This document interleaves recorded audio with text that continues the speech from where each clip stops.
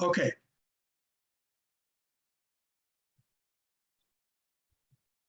So now we are getting, let's read the essay itself. It's not too long, so bear with me. I'll read it in Chinese again, maybe just for Jason and Kevin here. 晋太原中，武陵人捕鱼为业，缘溪行，望路之远近，忽逢桃花林，夹岸数百步，中无杂树，芳草鲜美，落英缤纷，渔人甚异之。复前行，欲穷其林，临近水源，便得一山。山中有小口，仿佛若有光，便舍船从口入。出极狭，才通人。复行数十步，豁然开朗，土地平旷，屋舍俨然，有良田、美池、桑竹之属。阡陌交通，鸡犬相闻。其中往来众作，男女衣着，悉如外人。黄发垂髻，并怡然自乐。见渔人，乃大惊，问所从来，具答之。便邀还家，设酒杀鸡作事。吞众闻有此人，咸来问讯，自云先世避秦时乱，率妻子一人来此绝境，不复出言。遂与外人间隔，问今是何事，乃不知有汉，无论未尽。此人一一为具言所闻，皆叹惋。渔人各复言至其家，皆出酒肆，停数日，辞去。此中人语，不足为外人道也。既出，得其船，便扶向路，处处治之。及郡下，亦太守说如此。太守即遣人随其往，寻向所至，遂迷，不复得路。南阳刘子骥，高尚士也，闻之，欣然归往，未果。寻病中，后遂无问津者。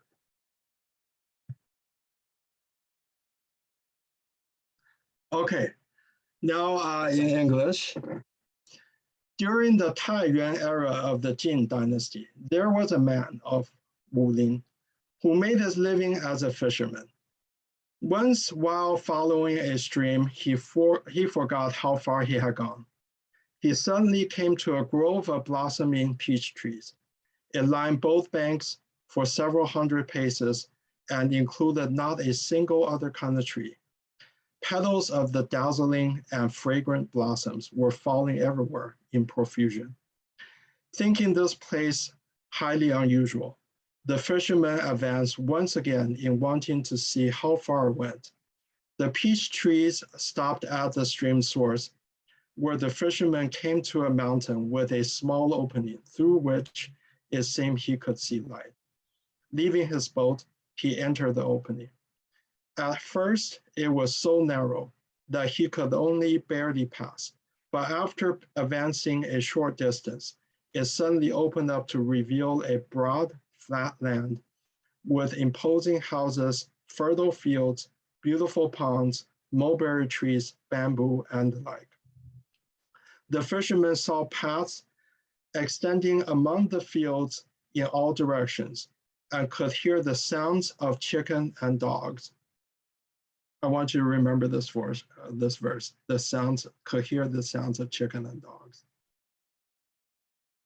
Men and women working in the field all wore clothing all similar to outsiders. The elderly and children seemed to be happy and enjoying themselves. The people were amazed to see the fisherman, and they asked him from where he had come. He told them in detail. Then the people invited him to their home, set out wine, butchered chicken, and prepared a meal. Other villagers heard about the fisherman, and they all came to ask him questions. Then the villagers told him, to avoid the chaos of war during the Qin dynasty, our ancestors brought their families and villagers to this isolated place and never left it. So we've had no contact with the outside world. They asked the fishermen what the present reign was. They were not aware of the Han dynasty, let alone Wei and Jin. The fisherman told them everything he knew in great detail and the villagers were amazed and heaved sighs. Then other villagers also invited the fisherman to their homes, where they gave him food and drink. After several days there, the fisherman bid farewell, at which time some villagers told him, "It's not worth telling people on the outside about this." The fisherman exited through the opening, found his boat, and retraced his route while leaving markers to find this place again. Upon his arrival at the prefecture's jurisdiction, he went to the prefect and told him what had happened. The prefect immediately dispatched a person to follow the fisherman and look for the trail markers, but they got lost and never found the way. Liu Ziji of Nanyang was a person of noble character. When he heard this story, he was happy and planned to visit the Shangri-La, but he died of illness before he could accomplish it. After that, no one else ever looked for the place. So I just want to add one observation is that in Chinese, the style of this writing is very much an emulation of a chapter of a typical historic book, such as the record of the grand historian. So it's a bit tongue-in-cheek. He made effort to make it sound like this was really a serious historical account. And then at the end, he plants the seed of almost like this magical, mystical power of this place, right? Once this fisherman left, no one could ever get back in again. So to close up my presentation, I just want to cite a couple of quotes that are related. So one is from Lao Tzu. In a small nation with few citizens, even if it has the weapon of 10 nobles, it does not use them. The citizens take death seriously and do not migrate far. Even though they have boats and carriages, there is no purpose for riding them.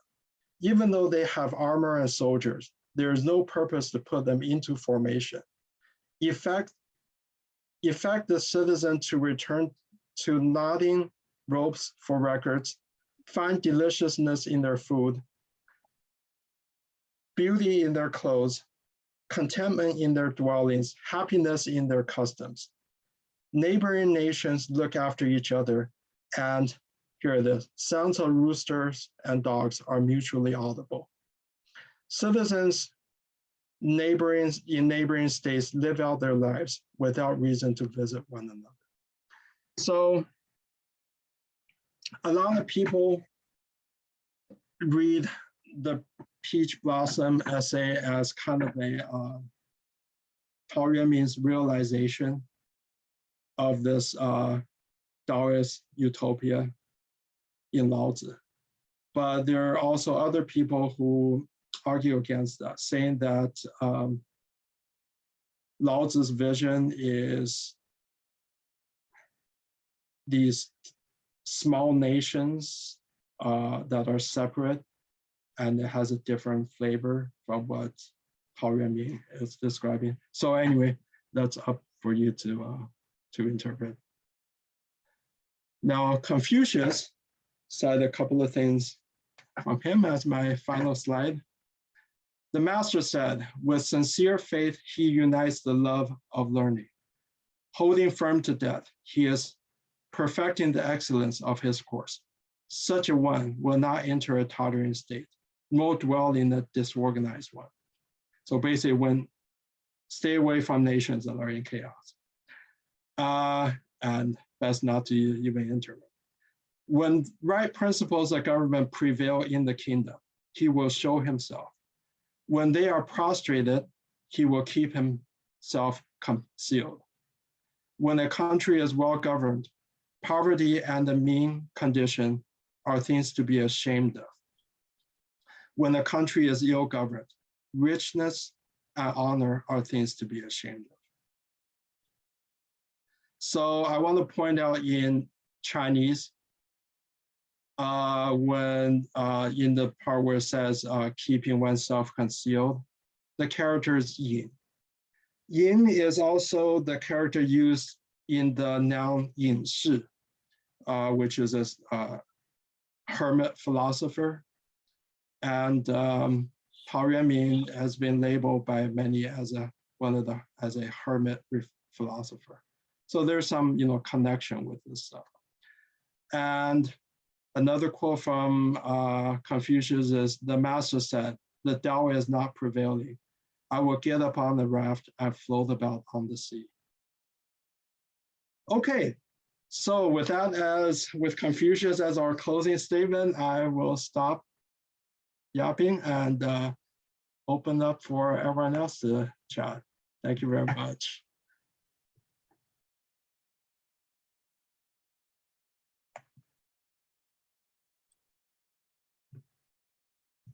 Oh, I see CK and then Phil. Shall I go first? Yes. Yeah, sure. Okay. Yeah. Well, first I want to show my appreciation and express my appreciation for reciting that lovely prose by Tao Yuanming. It brought me back wonderful memories. I first encountered this passage when I was a teenager, when I was really, really young.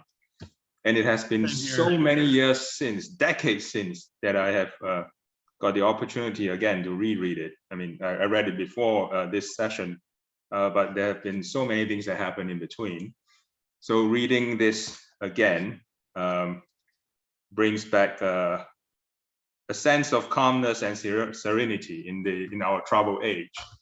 I also have to say that even during the decades which I haven't been in touch with this prose, there is a sentence in it that always often sticks in my mind. This is this sentence: 乃不知有汉，无论魏晋. Yeah. That is the sentence that really stands out for me. It's these people exist in what you call a Taoist utopia, and they exist in a sort of time capsule. Just for everyone else, CK is referring to the verse that these people didn't even know about the Han Dynasty, let alone the Wei Yanjin. Go ahead, yes. CK. Yes, so they exist in a sort of time capsule, which is different from the rest of so-called natural time that the rest of the world has been moving on. So in a sense, Tao Yuanming was creating a retreat in a way, a kind of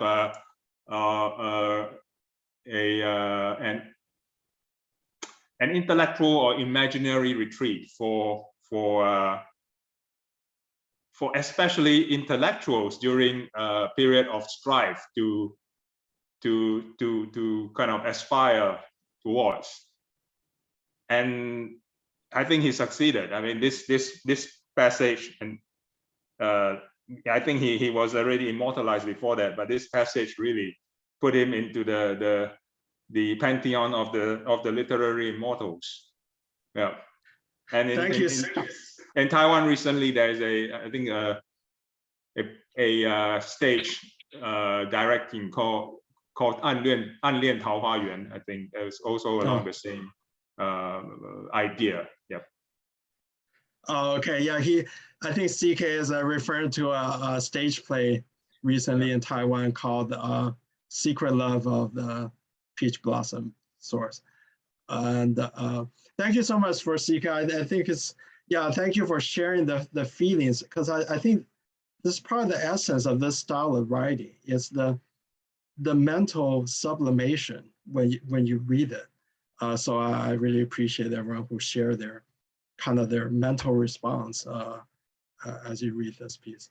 Phil, well, we have a lot of hands up. So next one looks like Phil. Yeah, I don't have enough background in Chinese history to read it that way, but I read it on a very personal level based on what I know. And I first started out thinking that it was espousing Taoist philosophy, but I soon realized that it wasn't Taoism. Maybe there was Taoism mixed in it, but it was really about Pure Land Buddhism.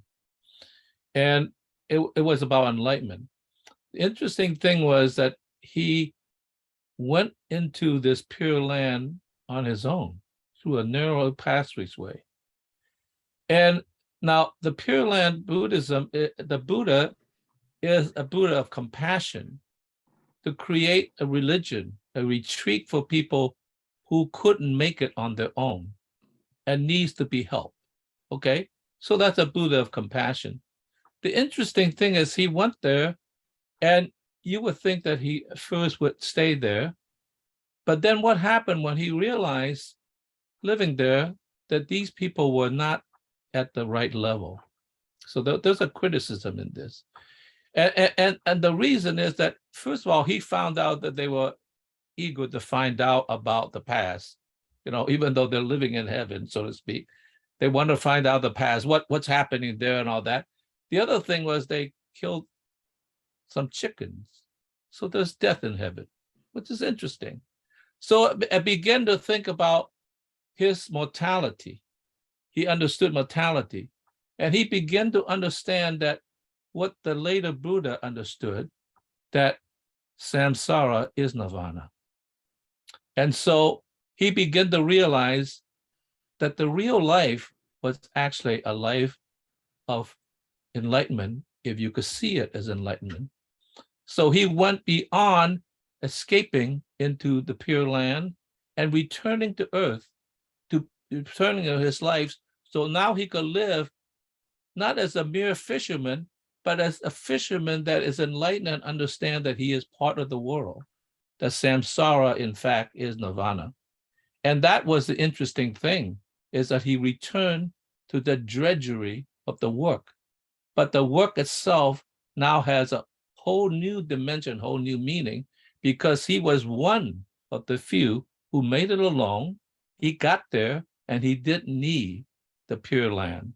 So he returned home because he was on a higher level. He finally understood the meaning of what existence was. That was my interpretation. Thank you very much. Yeah, very, very interesting. I'll tell you an anecdote about Tao Yuanming that's loosely related. Because you were talking about eating butchering chicken. So his friend, the monk Huiyuan, founder of Pure Land, invited him to join the White Lotus Association. It was a Buddhist association at the time, not the same as a much later White Lotus Rebellion. So his precondition said, well, I'll join if I can still eat meat and drink. So his friend agreed. But he joined for a short amount of time and left. I don't know why, but so he was very into eating. He couldn't give up eating meat. Okay, Michael. Okay, a very basic question. There was this part that said, take death seriously and not migrate far, from the place that they were, and also the phrase holding firm in death. So, what does that mean in context with this poem? Yeah, it could, maybe there's no connection regarding that. Well, maybe not. Why did these people go in? How did they come to? It's a society in hiding, right? In their minds still. That they went there to escape the chaos of the Qin dynasty. So Qin dynasty was only lasted 15 years, and the end was very violent. So that's how they retreated into this secret hiding, really. So that's perhaps the connection there. The fear. So would that be kind of a Taoist idea too? Just keeping a low profile and surviving type thing? Yeah, because the quote that you cited is from Lao Tzu.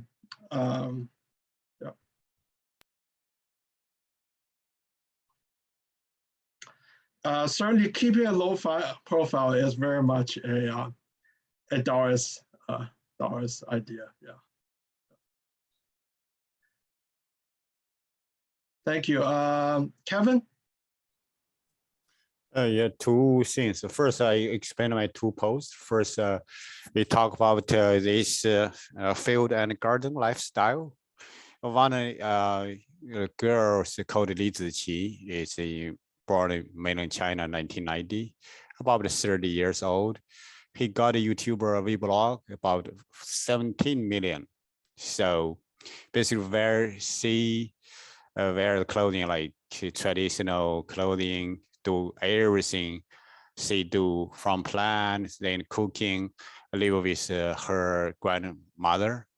You see it, I believe you guys like it. And also the, other people discuss about her lifestyle. A second one, now we talk about the Confucius and Lao Tzu, Tao Te Ching. From one is we think about their living style. Then for Lao Tzu, one is called 节省济世, which means Tai know the tie knots in the rope, to record. rope. So before before written language was invented. Yeah, but before the language, and he think about even far before. What I'm saying here is something we missing during our evolution, human being. Something missing. We always think about the back, but we just cannot back. We think about the novice. We turn back. We think about Lao Tzu time. But Lao Tzu think about the tie node, rope tie, even far away. Lao Tzu between us about 2,000 years. Maybe that's 20-something years ago from the Taiwan. Very interesting. Thank you. Thank you, Kevin. Thanks for sharing the YouTube links. I think my niece showed me this, the series of the YouTube. It is, it's very beautiful to watch. And I think next is CK. Oh, no, sorry, Madeline, and then CK. Okay, thanks. And thanks, Kevin. Yeah, sometimes I wonder if even the ancient cave paintings might just have been an attempt to, even for the people back then, to bring back a connection with that gone world of harmony and integration with the rest of nature. I wanted to say that, like CK, this brought a lot back for me. One of the ways I got through adolescence was reading poetry, and I still have two of the books. One is the translation of the Tao Te Ching by Jia Fu Feng and Jane English that I was using all throughout the Taoism workshop that Jason was leading. And the other one is this lovely book called Sunflower Splendor, 3,000 Years of Chinese Poetry. So I did look up the author. I found him. It's written in Wade Giles, his name, so it was a little tough. And it doesn't have Peach Blossom Spring, but it has some of the others. And it really brought me back and kind of took me back to the magic of discovering this poetry. So thank you. Thanks, Pin. It was a great presentation. Oh, great. Thank you. Thank you. And again, I appreciate, sharing this kind of an emotional response. It's really, I think, part of the essence of this kind of writing.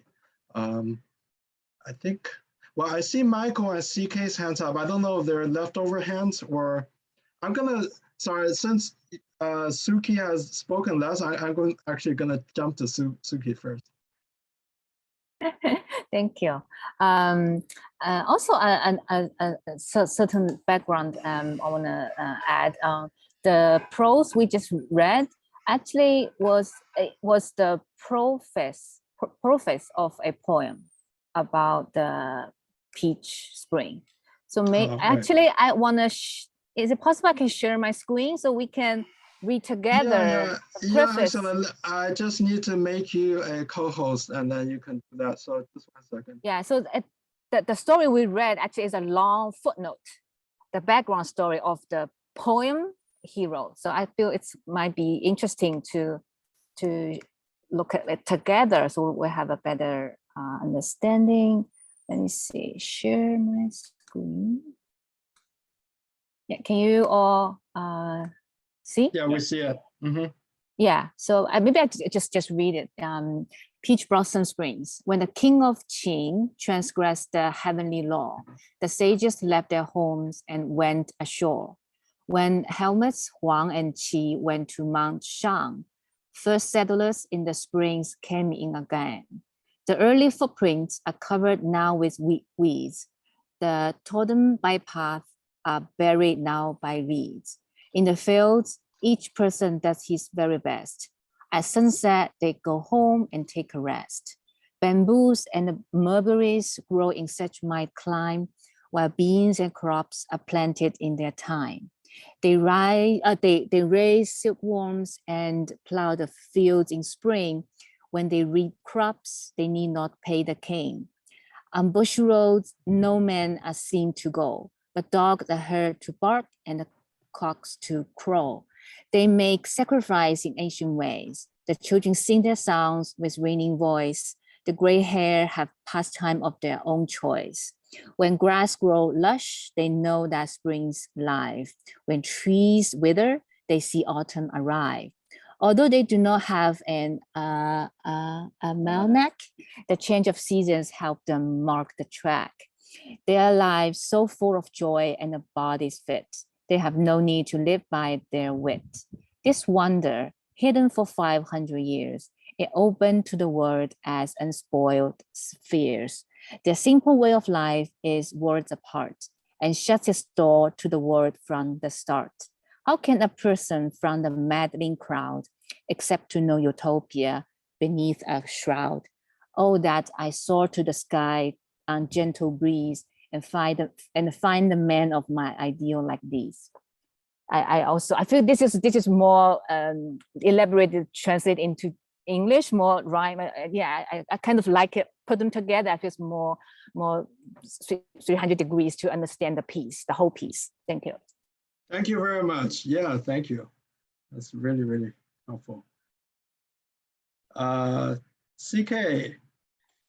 Yes, yes, I'd like to raise a few points. Firstly, there is an airport, I'm sure most people will know, in Taipei called Taoyuan International Airport. It used to be called Chiang Kai-shek International Airport, but it's now called Taoyuan International Airport. And it's in that area of close to Taipei called Taoyuan County, right?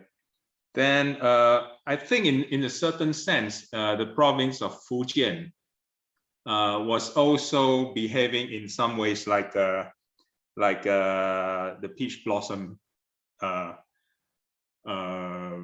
scenario that we just shared together, because Fujian as a province is a very hilly region, and because of the hills and the relative seclusion it affords for its inhabitants vis-a-vis the rest of China, the languages were able to be preserved in a more ancient form, or in the so-called more original form, and they were less disturbed by the turbulences from the central plains comparatively.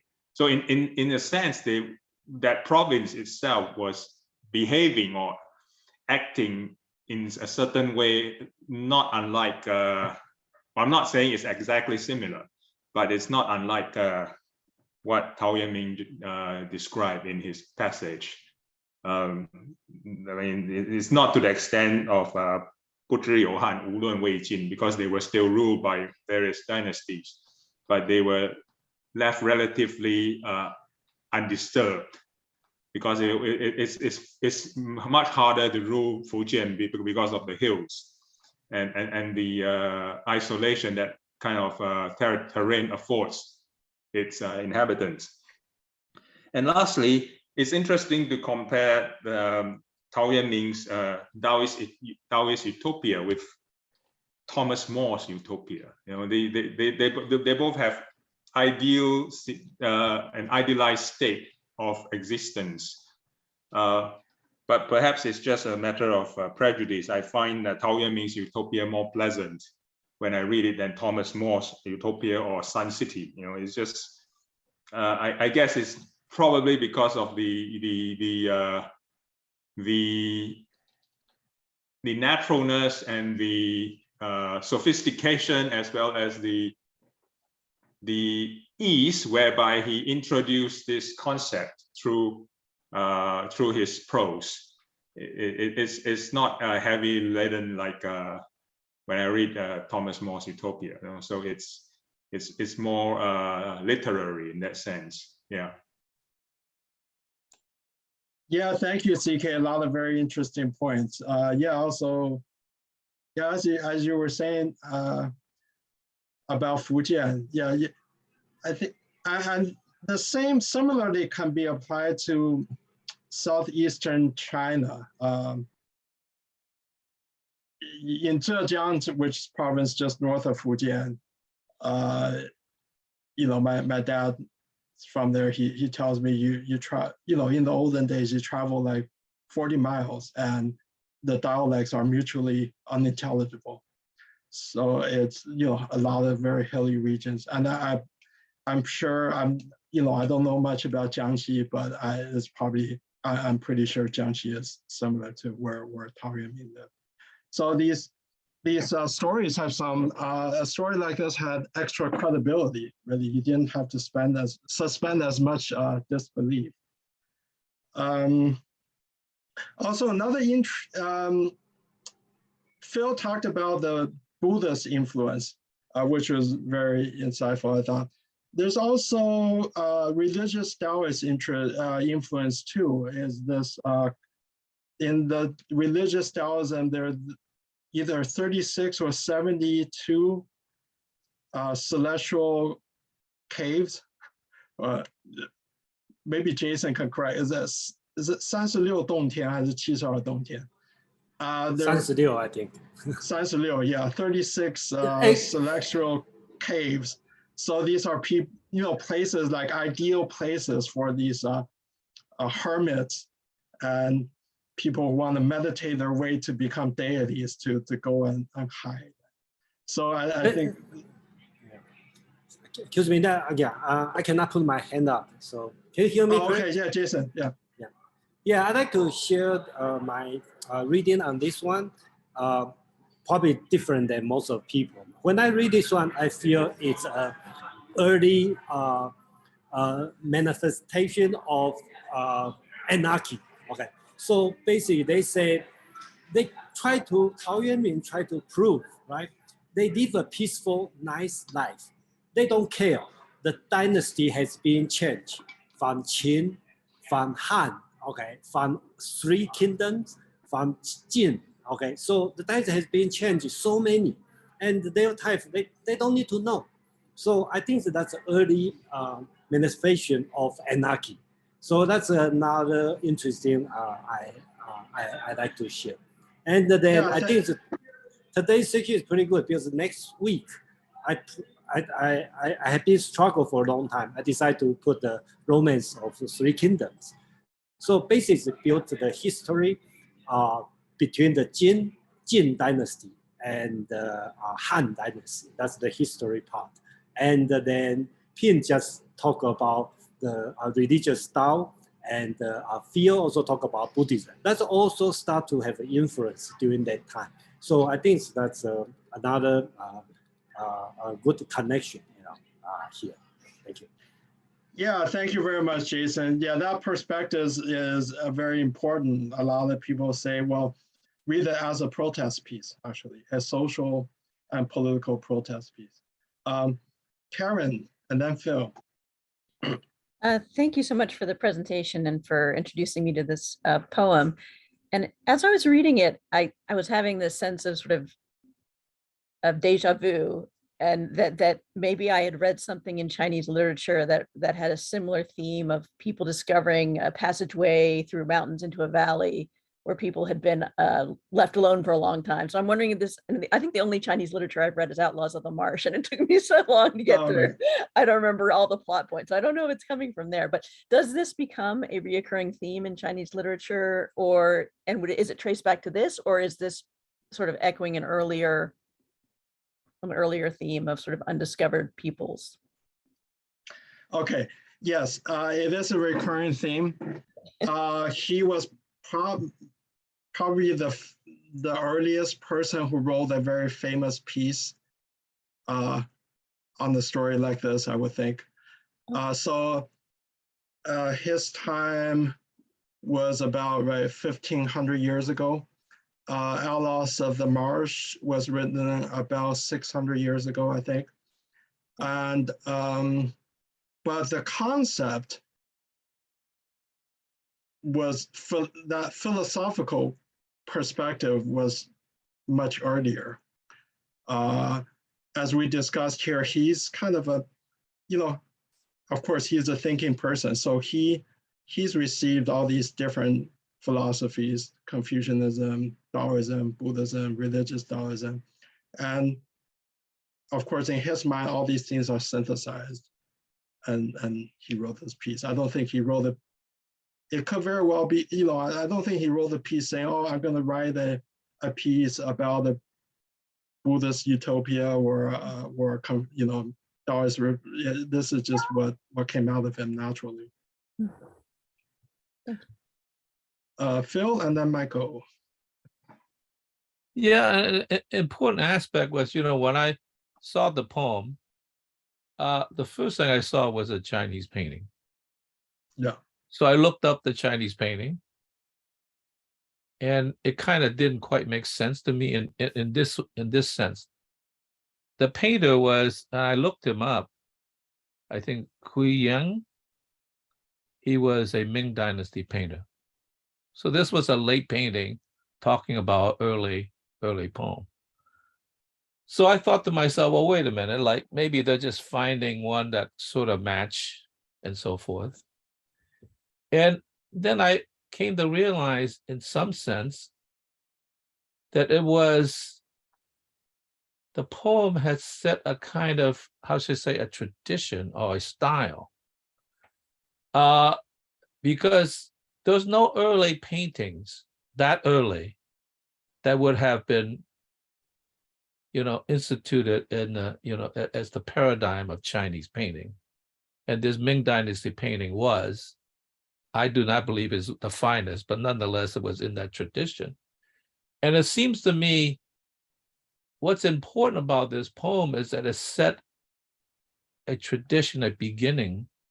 You might say, well, the beginning was in philosophy. Okay, but a beginning in a movement in arts that has captivated Chinese expression for a very long time. Because the first thing I saw was the scholar out there meditating, and the desk, and maybe he's playing the chin and so forth. And in the mountain was the hills and all that. Very, very Chinese. I said, oh, this is very familiar. But I think the fact that it was, now I'm not going to go so far because I don't know enough about the tradition to say it was a beginning that allowed things to open up to an expression. I think that's important, because without that beginning, it might have not matured into something else. And it's certainly matured, at least in painting, into that tradition. So I gave him credit for for doing that, even though at the beginning I was confused, like why is like a Ming Dynasty painting setting with this, Jin Dynasty poem. So okay, so that was my thought. It was very important that it was the beginning. He started a tradition of sorts. Yeah, definitely. Thank you so much for pointing that out. It is important, and so his influence not just on literature but also on art. You cannot be, even today, you cannot be considered an accomplished classical Chinese painter if you cannot write decent poetry, classical poetry, because just about every Chinese painting there is a poem on there. The painter has, so you have to be a decent calligrapher. You have to be you have to be at least able to write some halfway decent poems. And the same, I believe it's the same in Korean traditional painting as well. And so I'm sure he had great influence on that heritage. And also another great poet a few hundred years after him is Wang Wei. He's known as, people often describe him as Wang Wei's,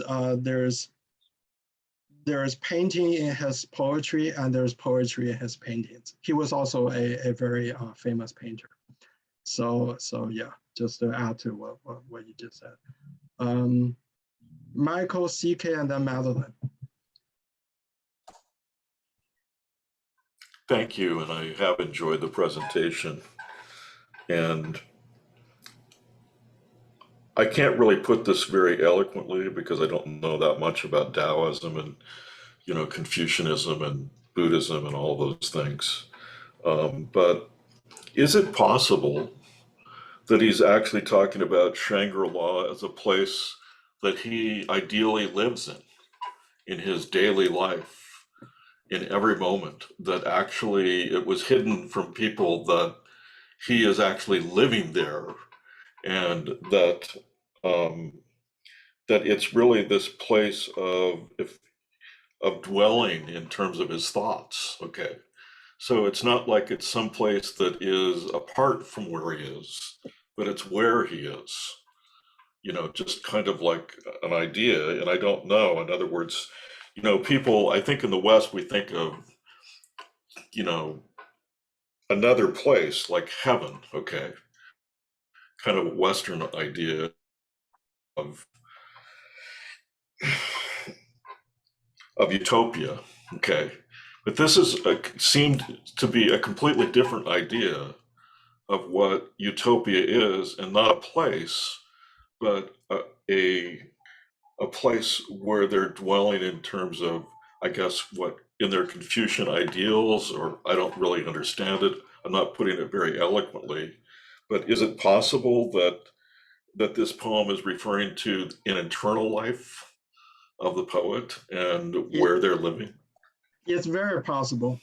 And I don't want to put words in Phil's mouth, but I think he touched on that earlier when he was talking about the connection with the Pure Land Buddhism. Is that this utopia, this Shangri-La is in your mind. Yeah, no, the state of your mind, and the Pure Land is the heart. It's the Pure Land is in your heart. Yeah. Go ahead, Phil. yeah. Could I just say something quick to support that? I like your interpretation, even though the end of my interpretation disagree with it. But nonetheless, I think that's good. And you could then interpret that he did go through narrow passageways to get to the Pure Land, so to speak, because he went through government and had to squeeze himself through it in order to create the opening to the interior of what he is. So thank you for bringing that up. Yeah. And also another evidence, and that's why I wanted to read the first verse of this other piece called, I think, Returning Home or something. That in there's one of the most memorable verses that stay in my mind is, I've allowed my heart to be in servitude of my body. And why should I be in despair? Basically, it was my own fault. In the moment of weakness, I took this job, allowing my heart to be the slave of my body, whereas it should be the other way around. So I think, right, this is just points to the essence of it. It really is the heart. So yeah, in short, yeah, Michael, I think it's very, very possible. Yeah, he was along the lines. Okay, CK, Madeline, and then Daniel. Yes, in reviewing Tao Yuanming's this passage, it reminded me of my own experience, which I would like to share with everybody. When I was in my 20s, I spent a couple of months in the Scottish Highlands, literally in the middle of nowhere. You know, I've been walking, and my only mode of transport was by foot. So I've been walking on, and I had limited rations. So that was a rather hard and hardy life that I had for a few months. And the scenery was astounding in Scotland, in the Scottish Highlands. There were many nooks and crannies, which, if you ask me to show it to you today, I would never be able to, because these were not spots on the maps. I literally ventured out of course, into all kinds of strange places which I didn't know even existed. So there was a place, literally, whereby I walked off course, and I so-called discovered a wooded area with a crystal clear lake, which is really quiet and peaceful and serene and very calm. So occasionally there was a fish jumping out of the water, leaping out of the water, and you could see the movement and the plunge into the lake. And it was so natural to me, because I mean, there was nothing artificial in it, but in a sense, it was completely surreal as well. So having seen that kind of blissful image, and I actually thought I became a different person when I walked out of it. It was a bit of a mystical experience, which I have not encountered since. I later read that it could be something called peak experience, whereby you get those rare moments whereby you are able to somehow look into a possible arena beyond normalcy, which, by the way, should be normal, because that's what peace should be like. But in our daily lives, we don't really have the time or the good fortune or the perspective to be able to encounter such a state of existence. So for me to read Tao Yuanming and also to reconnect with what I have experienced a couple of decades ago was quite an astounding fact, to me. I mean, I often wonder whether I have actually even been to that place after all these years. So in that way, I have also personally experienced in my very limited way this Tao Yuan Ji. Yeah, so that really brings it home to me in that sense. Yep. Thank you for sharing that wonderful personal story. And Madeline, and then Daniel. Yes, well, my question, it's not on the topic of peach blossom spring. It's about what you said, Pin, about calligraphy and painting. And I'm wondering if, I know there are the traditional Chinese characters and the simplified Chinese characters. Are people now only learning the simplified in school? Or is that just basically used for keyboarding and printing, and everyone is still learning traditional? Or is traditional just taught in the more elite schools or programs? And that's how people who might become artists would pick up on them? I think, yeah, it's more of the latter, that what's taught in schools, at least public schools, is in mainland China. So excluding Hong Kong and Taiwan, is simplified. But people who take an interest in the arts, especially calligraphy or painting, or also classic literature, you know, classic books are written, obviously not written in simplified characters. So it's more convenient if you learn the traditional characters. So people who have an interest of that, you know, just learn on their own. It's not that hard, because mind you that the mass majority of Chinese characters have not been simplified. So the difference, I think the difference sometimes is overblown. I've, you know, of course, I went to school in Taiwan, so I only learned traditional, but I just picked up, I never even made any effort to learn simplified, because it just comes. I mean, it's just not that big a difference. Yeah. But the other way around is harder. If you only learn simplify, you want to learn traditional, that's a bigger effort. But still, it's all doable on your own. You just have to see enough, and then you just pick it up. Daniel. Oh, you're muted. Oh, okay. Yeah. Okay. Now, I found the story very interesting because there's all these parallels with fairy tales from Europe. Namely, there's the motif of the hunter who's chasing the deer, and the deer goes off into the forest, and then within the forest there's this magical place that's found, and you see this motif again and again and again. And so yes, I think that this is speaking to not just a place on the horizontal earth that's discovered, like a nice place as opposed to a not so nice place, but rather a shift into sort of a vertical dimension of perception that is qualitatively different than anything else that's in the world. And in that sense, also noting that the word utopia actually means no place. Literally translated, right? That's the etymology. Yeah. Thank you very much, Daniel. It's a very interesting point.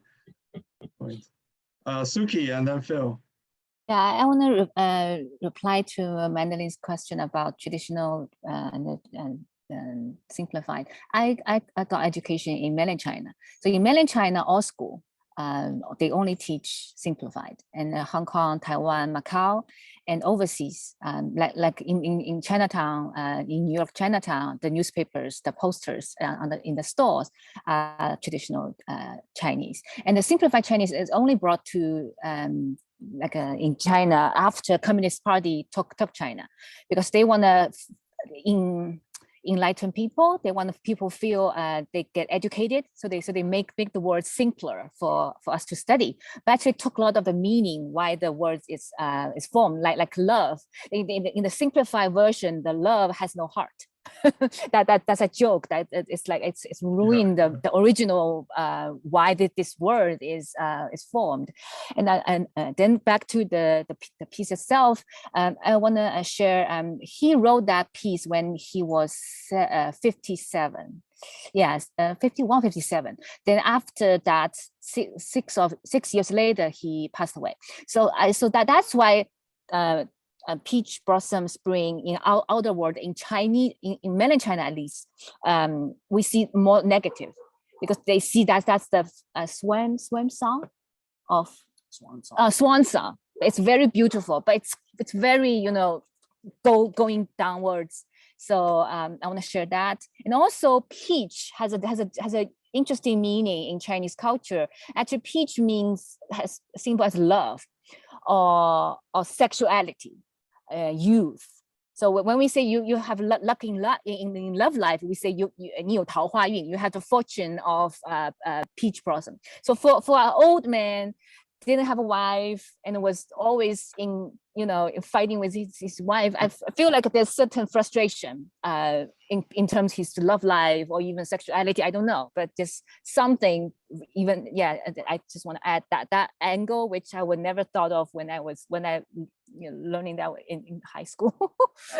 Yes, and also I want to also another angle. Only I learned that when I grew up. I feel this is a story of the price you pay for betrayal, because the people there, it's not worth to telling others. So sometimes I think if that guy didn't tell any people, some people might find it just like he did.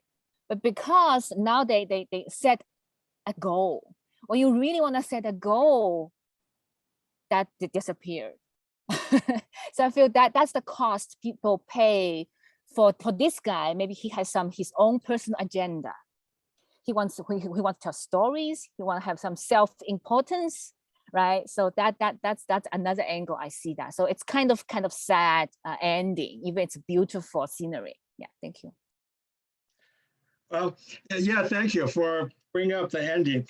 I found the ending very interesting because like you said, there is a fishiness to it. This guy, you know, they treated him so well. As soon as he left, he was like marking the trail. He's betraying them. He ran directly to the prefecture governor and said, this place, you know. And then, but at the same time, it was a perfect ending because it would have been a tragedy for this place to be found by outsiders. And through some kind of suggested mystical power that people can't find it anymore. So in our hearts, we feel peaceful that wherever this place was never discovered again, and never could be betrayed. So anyway, yeah. But thank you for. I do think that the ending is you know, is quite complex and interesting. Phil. Yeah, I'm sorry Daniel left, but I was going to say Nirvana is also no place. So that's an interesting coincidence. Okay. But what I wanted to do is address Madeline. When I was teaching in Akron, I actually met a Chinese artist who was sort of almost a linguistic artist. He's a calligrapher. He's not a great calligrapher, but he's a good calligrapher. And he did a piece that now he is now the director of foreign students at the Beijing Academy of Art. So he lived in both worlds. He was in America, and he did a piece that was in the what is it, the Hirshhorn, no, not the museum that was in Washington, D.C., okay, and was called Writing from Heaven. Very interesting. You know how Chinese, you know, like in English, if you write it in the wrong letters, it kind of shows up. And in Chinese, because it's made of characters, it looks like it could be Chinese unless you really understand Chinese, even though it isn't Chinese. So he did like hundreds of these writing hanging in a kind of drape fashion, you know, of all these letters from heaven that does not exist. Okay. And some Chinese scholars actually challenge him, and they said, we are going to look at your writing from heaven and find some character that actually exists. And they all failed. He actually wrote writing from heaven. So that means he understood Chinese as well as any scholar of Chinese. So therefore you could sort of see that, you know, he was able to muster up words that doesn't exist. And even the experts couldn't find a mistake. So that's interesting. That shows you how educated at least some people are in order to understand what Chinese is about, rather than these simplified characters. So I just want to share with you that his name is Xu Bing. In fact, the other thing he did was he invented an alphabet that's Roman alphabet, but if you could write it in the right way, it's written in Chinese. So my imagination is, if China had conquered the world, we would be writing Roman letters in Chinese characters. and you could do that. It's like he actually had a little handbook. You know, when you go to a museum, you could get this little handbook and learn how to write, you know, English or any Roman letter in Chinese looking characters, which is so he's invented a system. Two very, very, very interesting works of art. So just remember his name. All right. Thanks, Phil.